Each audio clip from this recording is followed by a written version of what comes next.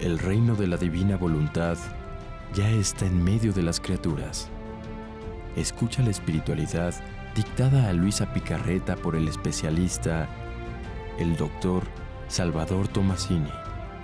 Aquí, por Mundo Católico, construyendo la civilización del amor.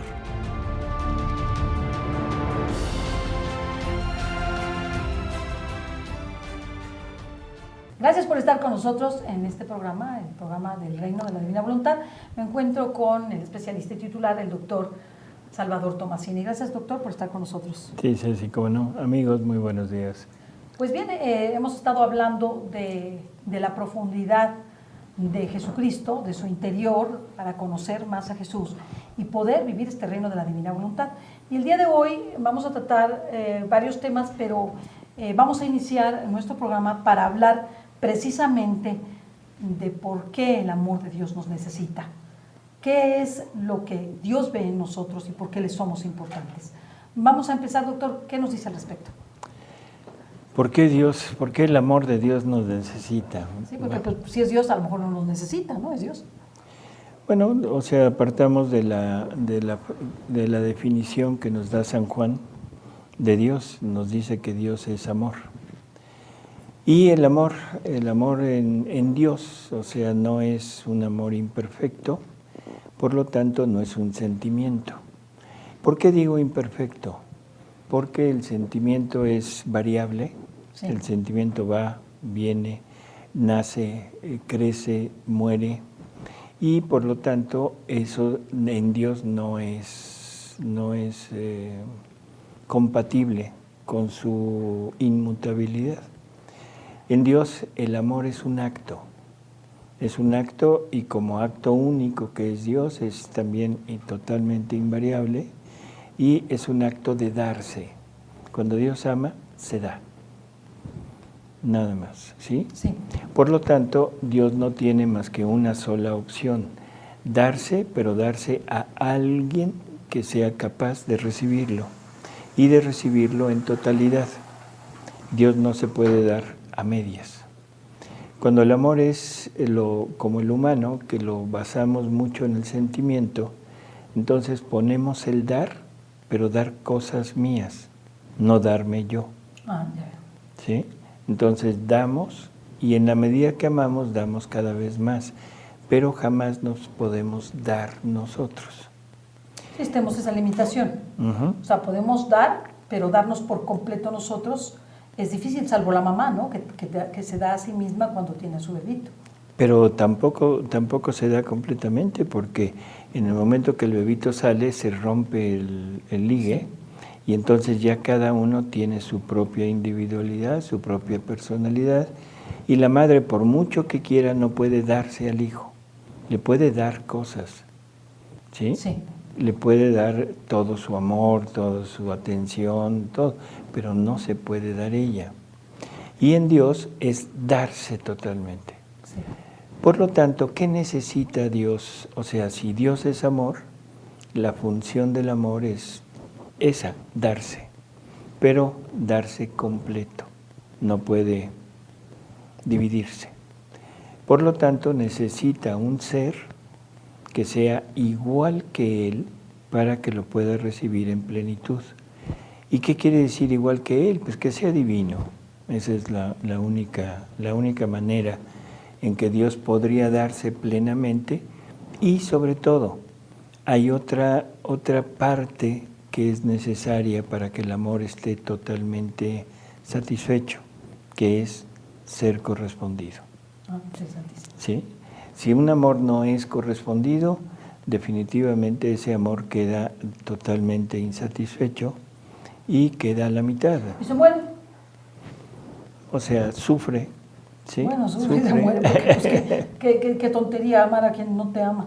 Solamente Dios hace eso con nosotros. Bueno, eso es en poesía. Esa es poesía barata del hombre, en que hay que amar y déjalo ir, o sea, todo ese tipo de cosas.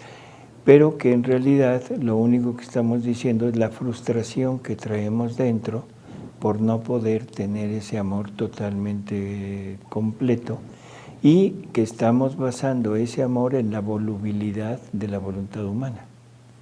Porque tú amas a alguien, pero ese alguien puede ser que sea voluble y que en un momento dado ya no te ame. Como normalmente ocurre. Como normalmente ocurre. Siempre es voluble. Bueno, y aparte, por eso es que no te das.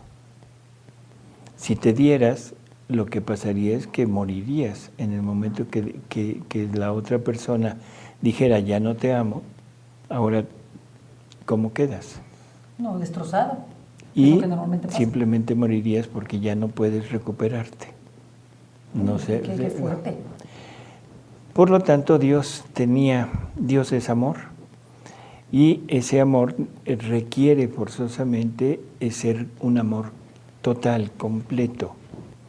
Nos dice Jesús que un bien, para que sea completo, se debe poseer por dentro y por fuera. Entonces, si no se tiene por fuera ese bien, que es el amor que tiene por dentro, no estaría completo. Y el ser se sentiría insatisfecho por no tener esa extensión del amor. Y por tanto esa correspondencia. Así es. Ahora, si vemos a Dios, vamos a tratar de ver lo que es la Trinidad. La Trinidad, o sea, es un solo Dios, o sea, verdadero, y que ese Dios está en tres personas distintas. Actúa a través de tres personas distintas. Y uno se pregunta y dice, bueno, ¿por qué? ¿Cuál es la razón de que haya tres personas? Sí. Bueno, es muy sencillo, porque el amor, si ya entendimos esto, el amor tiene tres movimientos. El primer movimiento es el darse, el segundo movimiento es el recibir y corresponder, y el tercer movimiento es, cuando ya está completo esto, ahora comunicar. Ese amor. Porque el amor es expansivo, el amor es multiplicativo, se necesita multiplicar. Dios es un acto único. Dios es tan perfecto que cuando hace un acto, en ese acto encierra todo lo que puede hacer. Y ya no tiene capacidad de poder hacer un nuevo acto, porque ya todo está... Porque fue perfecto. Es perfecto, es un acto único. Por eso es que la divinidad sabe que para poder llevar a cabo su acto, requiere de tres actos que no los tiene. Pero que en el momento que él accione, eso se sucede. Por eso, no tiene tres movimientos, tiene un solo movimiento. Un solo chance. Un solo chance. Entonces, la divinidad, que se me permita decirlo de esta manera, toma el papel de Padre, o sea, primera persona de la Trinidad, y va a ser un solo acto, nada más. Y Él, en su inteligencia, en su capacidad de poder prever todo, se multiplica, o sea, genera al Hijo. Él mismo se da totalmente al Hijo, y en el Hijo le da todo, le da su ser, su divinidad, todo lo que Él tiene, su voluntad, su inteligencia, sus atributos, sus gracias, todo. Pero también le da el plan de todo lo que Él quiere tener para poder llegar a amar, tanto dentro de la Trinidad, en el adintra, como en una dextra que no existe todavía. ¿Sí? Estamos hablando de antes del inicio, como si Dios hubiera tenido un principio para poderlo entender. Entonces el Padre cumple el primer acto de ese acto único de Dios. La primera parte de ese acto ya está hecha por el Padre. El Padre ya no tiene más actos. Es perfecto. O sea, así. Pero como le dio todo su ser al Hijo, entonces le da también un acto. En ese acto el Hijo es generado, el Hijo recibe todo lo que el Padre le dio y recibe todo el plan que Dios ha trazado para poder llegar a amar en el adextra. Sí. Ahora, el Hijo lleva a cabo todo, lo hace todo, lo cumple todo, lleva a cabo la creación, lleva a cabo la creación de todos los seres, todo, pero sobre todo, el punto principal es, Él lleva a cabo su propia humanidad. Porque para que haya un ser en el exterior capaz de recibir a Dios y capaz de amarlo en la misma medida con amor divino, requiere ser un ser divino. Okay. No podría ser un ser creado, porque si fuera creado, es el solo hecho de ser creado ya lo hace diferente de Dios. Como es el caso de la Virgen. Como es el caso de la Virgen, o sea, si fuera creado, sería finito y no sería eterno. Okay. Por lo tanto, no tendría la capacidad de recibir al infinito. Interesantísimo. ¿Sí? Previendo esto, Dios se soluciona ¿cómo diríamos? Ese obstáculo, Sí. haciendo que el Hijo se convierta en carne, se vuelva carne. O sea, que sea el mismo Dios, la misma segunda persona de la Trinidad, la que genere en Él su humanidad. Entonces, por eso en el Hijo está el Padre y en el Padre está el Hijo, y aunque sean personas distintas. Así es. O sea, ahí se entiende muy claro. Son personas distintas porque son actos distintos. Uno es el acto de dar y el otro es el acto de corresponder, pero es la misma divinidad. Impresionante. ¿Sí? Ahora, cuando ya está esto, o sea, cuando el Hijo lleva a cabo esto, sobre todo el convertirse en carne, que eso es lo que San Juan nos dice, el Verbo se hizo carne, Sí. no tomó, se hizo. En ese momento ya está ese ser que es diferente de ellos en cuanto a naturaleza, porque ellos son divinos, ellos son espíritu. Ahora ya hay ese espíritu puesto en la carne, y ese espíritu tiene que darle a esta carne todas las prerrogativas que tiene como espíritu, o sea, lo hace divino. Sí. ¿Sí? Sí. Y está destinado a salir, a estar en el adextra, fuera de Dios.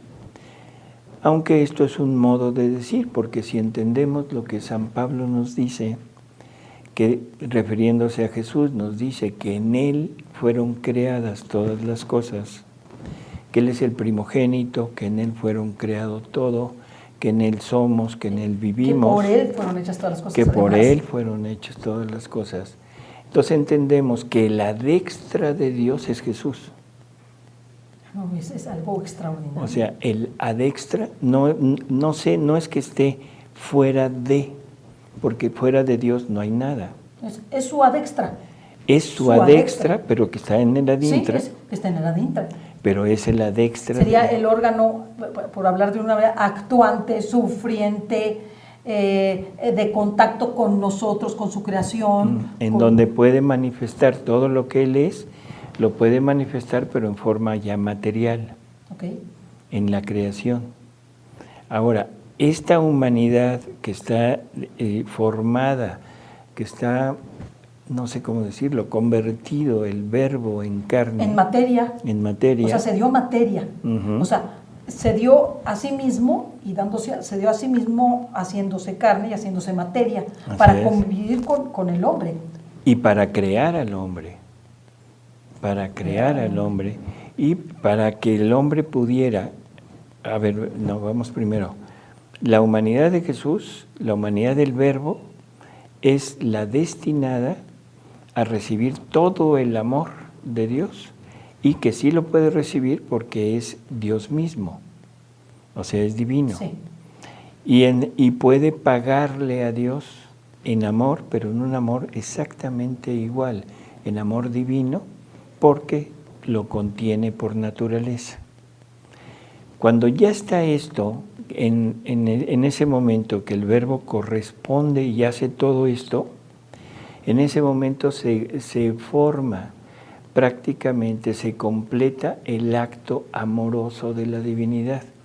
Y para que no haya forma de que se pueda separar, tiene que haber algo que lo encierre. Y ahí entra la tercera persona de la Trinidad, que procede del movimiento del Padre y del movimiento del Hijo. Y como procede de ellos y los dos son Dios, los dos son divinidad, le comunican a esa tercera persona toda la divinidad y un acto más, porque cada uno tiene un acto. Y el acto del Espíritu Santo, que es el que encierra esto, Sí. es el acto de comunicar lo que tiene dentro. ¿Qué tiene dentro? El amor. El amor, que es la vida divina. ¿Sí? Ay, O sea que en esta forma podemos más o menos entender un poquito mejor cuál es la parte de la Trinidad y que está descrita en el Catecismo. Entonces, la sabiduría de Dios está en que se triplicó y Bueno, después con si nosotros se hizo millones. Así es, pero ya es el acto, yo digo que el acto fundamental de Dios es la humanidad de Él mismo. No, eso es Porque genial. ahí es en donde se completa totalmente la función del amor. Porque el amor, si hubiera estado nada más en el Padre, en el Hijo y el Espíritu Santo encerrándolos, hubiera estado todavía con la necesidad de multiplicarse, de comunicarse. Y como no habría otro ser igual que aquella humanidad de Jesús, entonces no podría comunicarse. ¿Sí? O sea que el verbo está puesto para comunicarse. El Espíritu Santo contiene esto y contiene al verbo. Ok. Ahora, lo que el Espíritu Santo nos va a comunicar es al verbo encarnado en nosotros, para que se cumplan las palabras de Jesús que dijo en la última cena: yo en ellos, tú, Padre, en mí, para que ellos ahora sean uno con nosotros, como tú y yo somos uno. ¿Cómo son uno? En la divinidad. Sí, porque en la humanidad pues, no, se ve claro que no. Así es. Entonces el hombre llega a este punto de vivir la vida divina cuando el Espíritu Santo nos comunique la vida de Jesús, pero nos la comunique en totalidad, o sea, obrante en nosotros. Obrante. Cuando haya una fusión total entre Jesús y la persona. Cuando Jesús se haga uno con nosotros. Entonces Dios se quiso hacer hombre para que el hombre se haga Dios. Eso es lo que nos dice San Atanasio. En el Catecismo de la Iglesia Católica está perfectamente marcado, porque dice: el Hijo de Dios se hizo hombre para hacer dioses a los hombres. No, es algo precioso, ¿Sí? no maravilloso. O sea, el Hijo de Dios se hace hombre para que Él pueda volver Dios al hombre. No al hombre como Dios por sí mismo, sino por la permanencia de este Jesús en nosotros, y que ese Jesús es efecto de la transmisión que el Espíritu Santo va a hacer de Él en nosotros.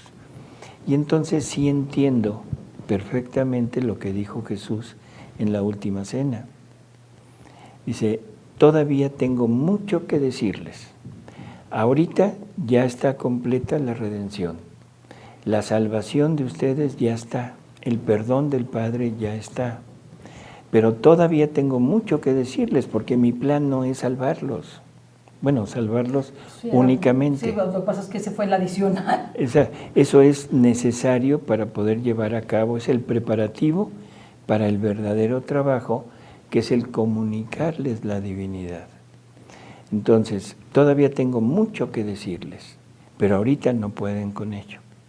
Y luego dice: cuando venga el Espíritu de verdad, el Espíritu Santo, Él los va a ir conduciendo poco a poco hasta la verdad plena. Y la verdad plena es Jesús. Él dice: yo soy el camino, la verdad y la vida. ¿Cuál es la verdad plena? Este Jesús que estamos conociendo ahora y que estamos entendiendo que es la causa de toda la acción de Dios, que es el adextra de Dios, que en Él vivimos, que en Él existimos, que en Él nos movemos, que Él nos da la vida. Ahora lo entiendo mejor.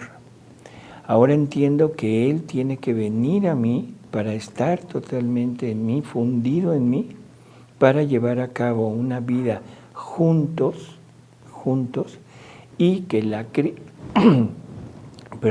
criatura se vuelva divina, como nos dice su santidad Benedicto XVI, que dice que el hombre estará completo cuando adopte como propia la voluntad de Dios, y en ese momento llegará a ser divino. Pero en todo esto nos hace comprender mejor la Trinidad. Un poco. Sí, o sea, podemos comprender más por qué es un solo Dios en tres personas. Porque son tres acciones de Dios. Así es. O sea, es Dios. Son tres acciones de Dios. Padre, Hijo y Espíritu Santo. Y es el mismo Dios, o sea, no es que sean diferentes. Que sea un pedacito de Dios o que sea... No, es el mismo Dios en el Padre, en el Hijo, en el Espíritu Santo, pero son acciones diferentes, por lo tanto deben ser en personas diferentes. Ahora, el punto fundamental es el amor que Dios nos quiere dar. O sea, Él es el amor mismo y Él no puede dar ese amor si no tiene a dónde llegar. Y a dónde que lo pueden recibir en plenitud. O sea, Dios no se puede poner en un lugar y poner nada más una parte de Él. O se pone completo o no se pone. Y el plan de Él es que el hombre llegue a esa plenitud. Teniendo a Dios fundido con Él a través de la humanidad de Jesús. Ahora, eso de que somos parte de, que somos cuerpo místico, ¿es real? Explícanos un poquito eso, ya que estamos en eso. O sea, cuando decimos somos parte del cuerpo místico de Cristo, ¿es una realidad metafórica, mística, en donde Dios nada tiene que ver, o sea, nada más nos está viendo? O cuando nosotros sufrimos, cuando nosotros pecamos, cuando nosotros hacemos bien o mal las cosas, tiene un impacto en la divinidad. Bueno, San Pablo nos dice que hay una frase que dice: no usen los miembros de Cristo para pecar. Y entonces uno se pregunta y dice, bueno, ¿son los miembros místicos de Cristo? Como que la frase no nos da a entender eso. La frase nos lleva a pensar en los miembros reales de Cristo. En los escritos de Luisa, Jesús, hay lugares donde habla de una vida de Él real en la criatura, incluso en el cuerpo. O sea, hay una parte donde le dice, ¿tú crees que el vivir en mi voluntad sea una santidad como cualquier otra? No. Dice, es la vida real, no solo en el alma, sino también en el cuerpo. O sea, es una fusión de la humanidad de Jesús en cada criatura.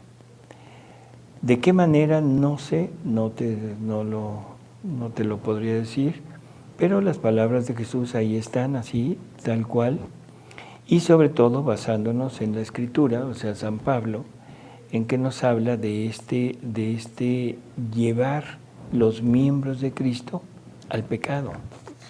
Igual que de la misma forma que llevar los miembros de Cristo a la santidad.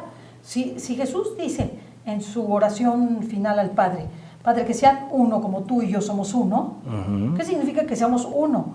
Pues que lo que le duele a Él, le duele a mí, y lo que es bueno para mí es bueno para Él, y lo que es malo para mí es malo para Él. O sea, no estamos hablando de una forma cualquiera de vida, sino de una vida en unidad.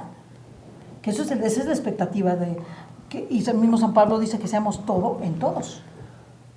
No, para que Él sea todo en todos. Obviamente. Él, Dios. Pero, Jesús. Y me queda claro, pero entonces no es una vida metafórica, no es un cuerpo místico metafórico, es un cuerpo místico vibrante, un cuerpo místico en donde cada miembro le duele de manera personal. ¿Se acuerda cuando meditamos los 9 meses en los que Jesús estuvo en el vientre de María?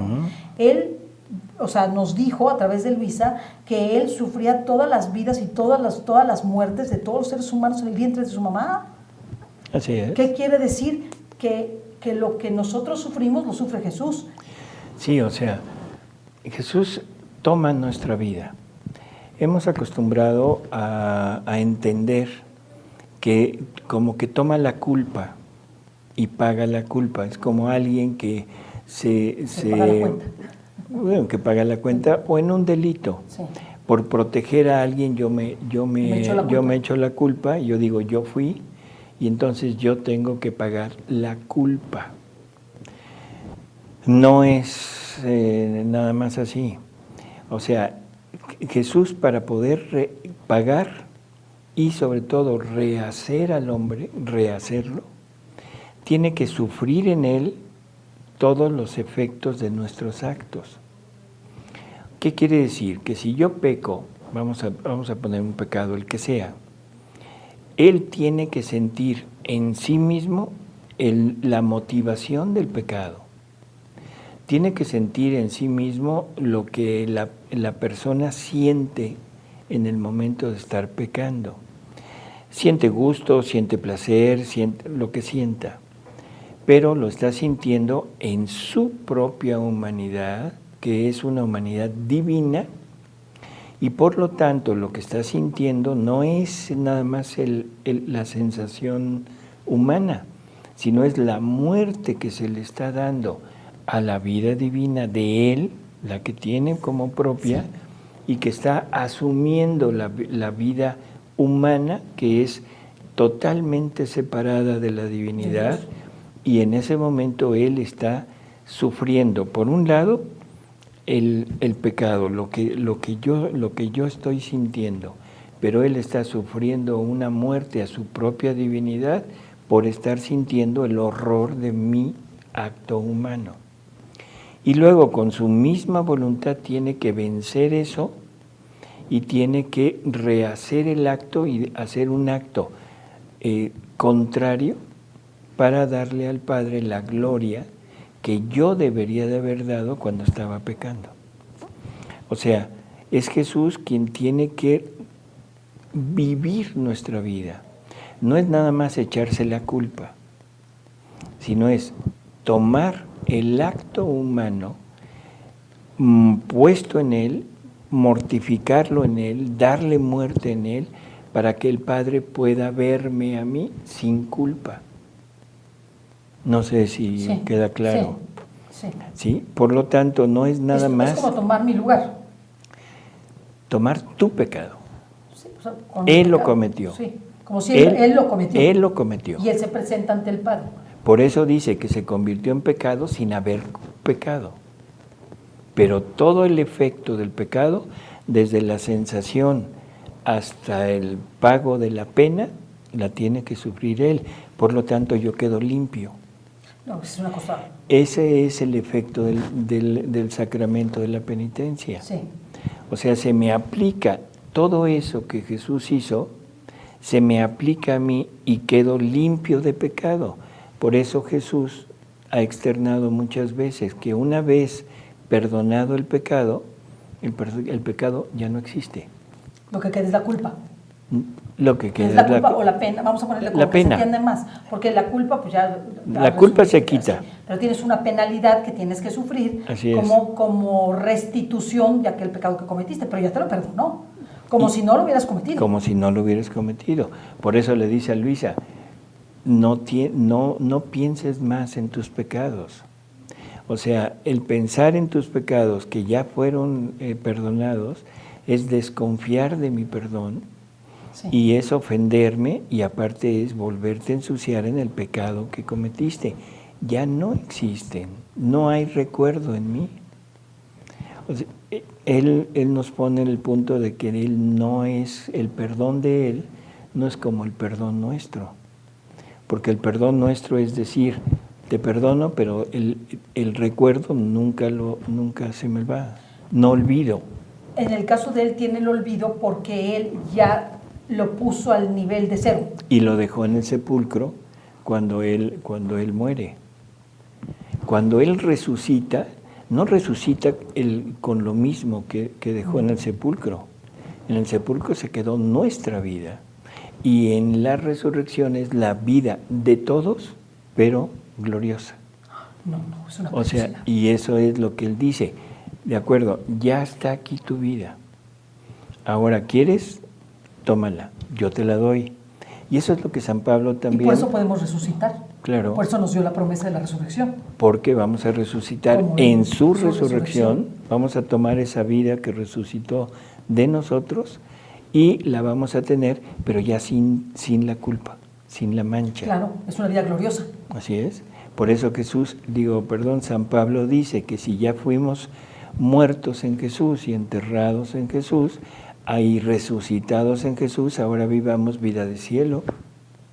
No, es que verdaderamente es sorprendente lo que él hizo por nosotros. Claro. Es extraordinario. Y nunca lo hemos pensado, porque está en el Evangelio, está en la carta de los apóstoles, sobre todo en Pablo y en Juan. Ahora, lo voy a meter en problemas. A ver. Y es un tema de problemático, pero que tiene que ver con esto.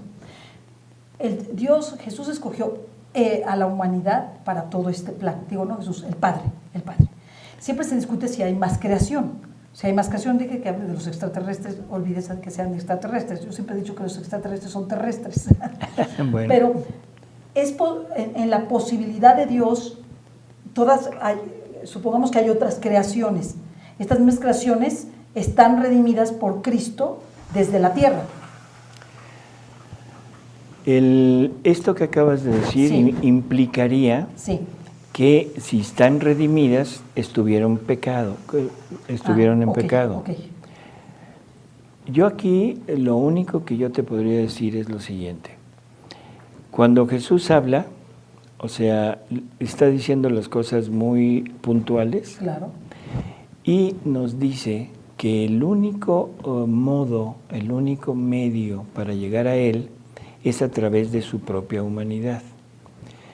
¿Por qué? Porque Él es la unión de la humanidad con la divinidad, es hombre Dios verdadero. Okay. ¿Sí? Entonces, el único puente es yo humano, me quiero unir a lo divino, tengo que pasar por este puente. Sí. Y tengo que tomar las características de este puente para poder vivir acá. Sí. Por lo tanto, nos dice también que todo lo que el hombre necesitaba para llegar a este plan, lo depositó en Adán. Ok. ¿Sí? En el primer hombre. Y que todo lo que nosotros podamos recibir, lo tenemos que tomar de Adán. Nada que Adán no hubiera tenido, podemos nosotros tener. Por lo tanto, la unión con la divinidad, la unión con la vida divina, con la divina voluntad, fue puesta en Adán, y si no es por medio de esta herencia que Él nos deja, esta capacidad que nos deja, yo no podría entrar en contacto con la divinidad. Si esto lo tomo tal como lo dice Jesús, y dice que Él cuando hace un bien que va a ser para toda la humanidad, cuando el bien es universal, siempre lo deposita en uno, y de ese uno tiene que salir para todos. Dios ha dado dos bienes universales para todos los seres, que es la creación en unión con la divinidad. ¿Qué es con Adán? Que Adán la perdió, en fin, no importa. Pero de todas maneras ahí estuvo. Sí. Y segundo, la redención. Con Jesucristo. Con Jesucristo y en María. Claro. ¿Sí? Entonces, si esto es verídico, no hay nada en el universo que pueda aspirar a la vida divina si no es descendiente de Adán, porque de él tiene que heredar forzosamente esa posibilidad. Y segundo, si Adán pecó, como fue, quiere decir que todos sus descendientes, todos, nacemos en ese, lo que hemos llamado pecado original, y por lo tanto necesitamos de la redención. pero una redención que se lleva a cabo aquí, en este planeta, que se lleva a cabo a través de María como madre de Jesús, y que María es la depositaria de todos los bienes que la redención consigue. Cualquiera que hubiera en el universo, o sea, necesitaba forzosamente ser descendiente de Adán. O sea, que el extraterrestre, como dijiste, tendría que haber sido terrestre. Que es lo que yo siempre digo. Y segundo, que necesita la redención. Y que esa redención la tiene Cristo. Pero esa redención tiene que ser a través de María. Claro, claro. Y María es la depositaria de todo eso para la Iglesia, que la Iglesia tendría que ser universal. Total y absoluta locura. No. El único lugar en el universo donde hay vida capaz de unirse a la divinidad, es aquí. Porque es el único lugar en donde están las dos fuentes de todo aquello que nos une de la vida divina a Él. Ahora, Jesús habla en ocasiones de innumerables vidas que pululan en el universo, pero aclara y dice, cuando tengan vista espiritual, cuando la vista espiritual se despierte, entonces podrán ver las innumerables vidas que pululan en el universo. Qué curioso que nos hable de vista espiritual. ¿Qué quiere decir? Que no son materia. No son creaciones materiales. Son creaciones espirituales. Como la angélica. Que se llaman angélicas. ¿Sí? Por lo tanto, en el universo puede haber N número de vidas espirituales, sí, pero no vidas materiales destinadas a unirse a la vida divina para ser un ser divino, material como Jesús. Y finalmente esas vidas espirituales provienen de Dios. De Dios. Y son para gozo y para bienaventuranza de nosotros, porque todo es para servir a Dios en el hombre. Por lo tanto, esas vidas espirituales son bienaventuranzas, bellezas, felicidades, lo que sea, pero para bien de nosotros, para gozarlo nosotros y sobre todo que lo goce Dios en nosotros. Así que puede haber todo lo que tú quieras en el universo. Vida vegetal, vida animal, no hay problema. Vida angélica, vida espiritual, inteligente. Los ángeles son inteligentes. Pero vida capaz de unirse a la vida divina, no. Tiene que haber salido de Adán. Así es. Por eso son terrestres. Que hayan, en cualquier circunstancia, son terrestres. Así es. Provienen de Adán. Si hay extraterrestres, es que son terrestres claro. Que están repatriando. Sí. Sí. Así es. Digo, es meterle problemas, a lo mejor hay un Trump allá en el universo que está deportando a todos los... En fin, esto es ya ciencia ficción espiritual. Sí, pero vale la pena porque es algo que el hombre se plantea en este tiempo, es lógico, pero es importante que sepamos que todo proviene de Dios. Así es. Y que finalmente serán creación de Dios y vienen de la única fuente, que es Dios, y de ahí del primero Adán y del segundo Adán. O sea, no hay más. Y algo que es importante, Dios nunca repite, y Dios cuando hace una obra la hace completa. Si Dios hubiera querido hacer seres semejantes a nosotros, semejantes a Él, en otros lugares, forzosamente tendría que haberlos sacado de aquí. Es lo que porque no va a haber dos Jesuses. No, porque es el único Dios. No va a haber 2 o 3 o 20 o 1000 madres de Jesús. Ni redenciones. Ni va a haber 1000 o tantas redenciones. Y a lo mejor alguien nos dice, no, es que por allá no pecaron. Ah, no, entonces la redención de Jesús es inútil para ellos.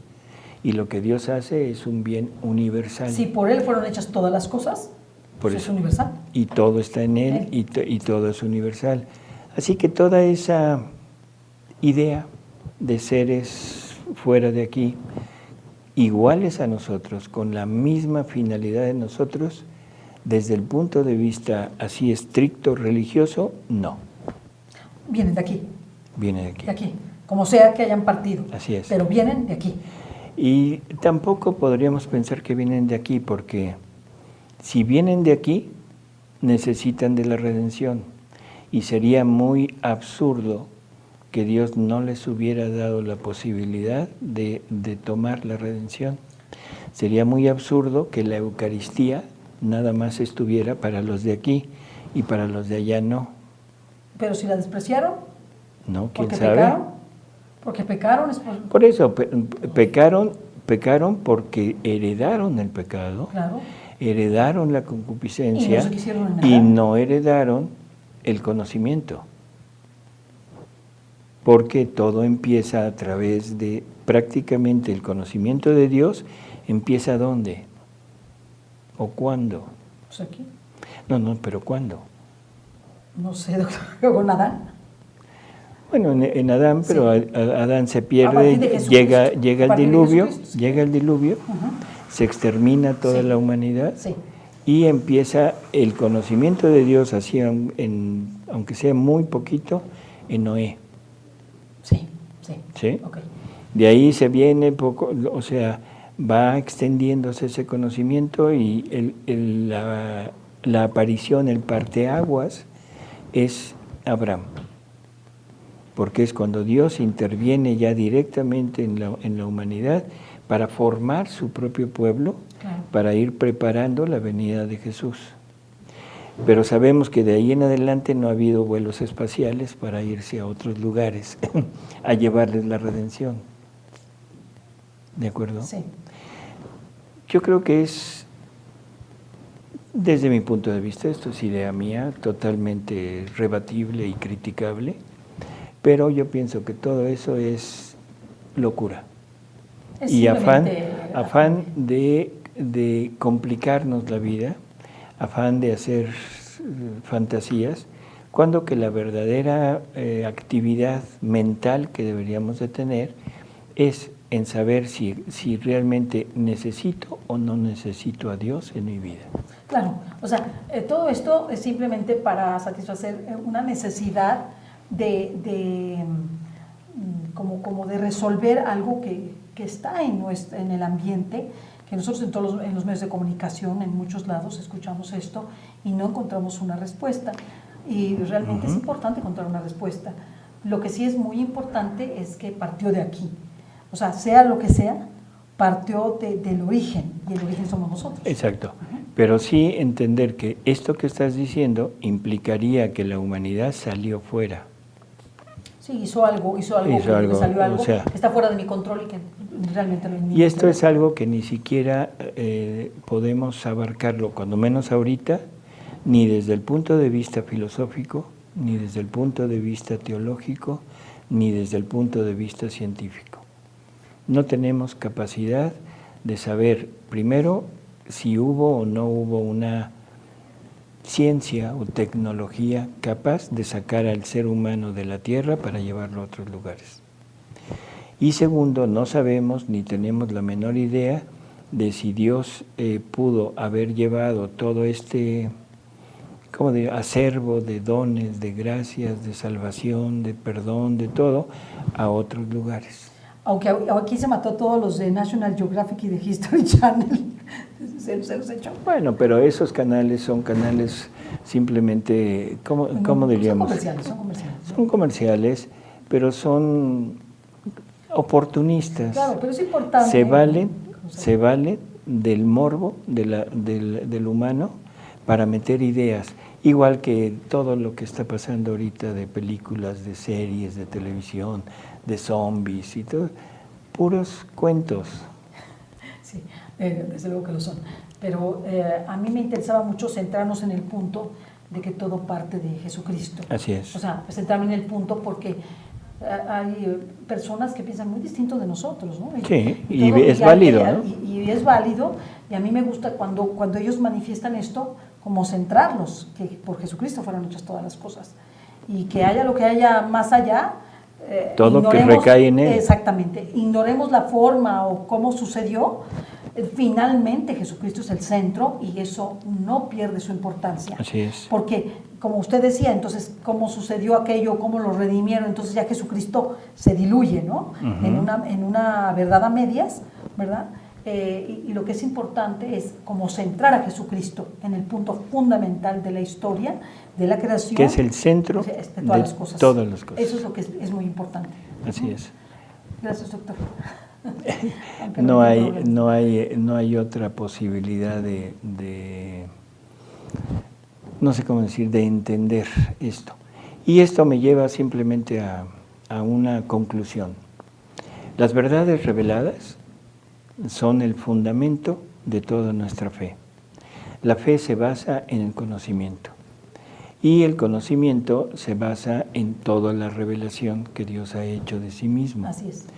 Por lo tanto, toda la revelación debe ser guardada, creída, y el magisterio de la Iglesia, que no es la opinión de uno, el magisterio de la Iglesia no es la opinión de uno, no es la opinión de 2 o de 5, es la opinión de toda la Iglesia jerárquica, de los obispos, de toda los la sabiduría papas, acumulada. Exacto, de los papas, y todos guiados por el Espíritu Santo para formar el magisterio de la Iglesia. Y el magisterio de la Iglesia llegó a conclusiones muy concretas en que dice que todas las verdades reveladas no pueden contradecirse una con otra, porque todas son salidas del Espíritu Santo. Por lo tanto, no hay forma de que se contradigan. Segundo, que por la fe se le debe obediencia de voluntad y de entendimiento a todas las verdades reveladas. Y en la actualidad existe un gran conflicto, sobre todo con la presencia del primer hombre, que es Adán. Si esto que estamos diciendo no es verdad y Adán no existe y no fue un hombre creado, una pareja creada y de ahí toda la humanidad, sino fue el, ¿cómo le llaman? Poligenismo. Sí, no, o sea, es una metáfora explicativa. No, y el que son muchos los grupos que han salido. Entonces se viene abajo creación. Sí, creación, se viene abajo la redención, pero se viene abajo el pecado original. Se viene abajo la Inmaculada Concepción. ¿Qué es Inmaculada Concepción si no hay pecado original? Se viene abajo la redención. Jesús vino ¿a qué? Se viene abajo todo lo que nos han hablado y todo lo que Jesús habló de que Él es el segundo Adán. ¿De qué me hablan? Se viene abajo San Pablo con que por un hombre entró el pecado al mundo y por otro fue redimido. Sí, como que se pierde la unidad de esa revelación. Así se es. pierde el hilo conductor. Así ¿no? es. Que se haya puesto en forma de alegoría, totalmente de acuerdo. Pero es una alegoría que bien meditada, bien pensada, nos lleva a una enorme verdad. Claro. Y sin meternos en muchos problemas. La primera verdad y única es Dios creador. Creador de un solo hombre, en donde deposita todo lo que la familia humana puede tener. Y de ahí heredamos todos. Y de ahí en adelante todo lo que quiera. No importa ya cómo lo veamos y todo. Pero si esto no está, definitivo, estamos fuera y estamos desmintiendo el magisterio de la Iglesia, que es la opinión de 2000 años de Iglesia, 2000 años de estudios, 2000 años de revelación, y que prácticamente por la opinión de una o de dos o de varias personas, absurdo. No, y de mucha confusión en el momento actual. Pero es importante tratar esa confusión para poderla digerir y nosotros tener los argumentos, las respuestas y la forma de vida que nos lleven a vivir en la divina voluntad. Así es. Porque eso es finalmente. Doctor, muchas gracias. No hay por qué decir. Hasta luego, amigos. Hasta la próxima.